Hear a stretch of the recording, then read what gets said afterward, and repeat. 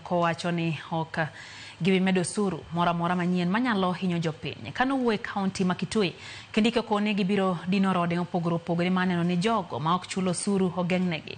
Jatelo no medo ni giketo maino maneno ni pes jopiny ok okwal kendo pesa madhi e mibadhi kinde ka kinde otigo de chwal dongruok e thur kae.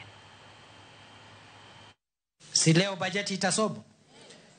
Ni vizuri tuambie wananchi ya kwamba katika bajeti ya mwaka huu hatujaweka ushuru mpya anywhere. There is no new taxation. Hakuna kitu imeongezeka. Vile ilikuwa ndio itakuwa. We are not adding any new taxes.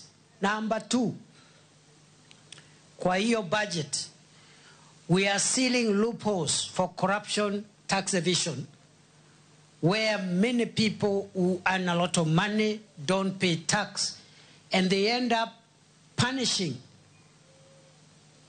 very few people who are honest enough to pay their taxes.